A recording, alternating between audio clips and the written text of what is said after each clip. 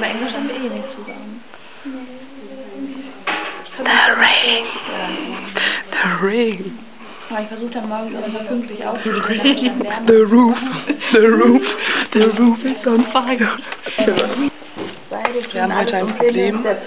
Unser Homeoffice ist gestern was passiert. Eltern, Geld, Möglichkeiten und andere. Mara.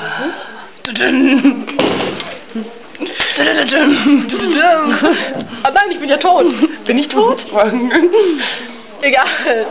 Ah ja, und dann habe ich noch diese Hafenreise, die schlägt das, weil wir haben, weil er ja wissen, das sperrt ja auch ein. Und dann Erzähl uns was über dein Horrorleben. Also, Wie ist das, wenn man auf den Fernseher kommt und Leute umbringt? ist ein bisschen schwierig, weil die Scheibe ist ja davor. Das muss ja erst überwunden werden. Ja. Aber danach ist alles super. Ich meine, die Leute, die schreiben, aber ich weiß nicht,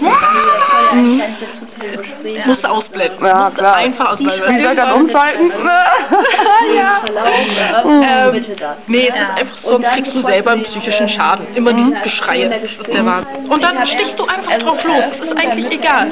Du rufst? Ich steche. Du rufst ja auch immer alle Leute an. Das ist nicht teuer für die Telefonrechnung. Nee, du, ich habe eine Flatrate.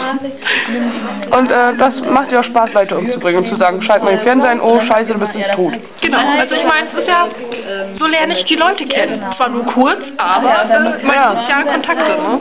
Das ist, also ich finde auch, das ist ein sehr ausgewählter Beruf für dich. In der Tat, ja, ja. Gut. Also danke, Samara.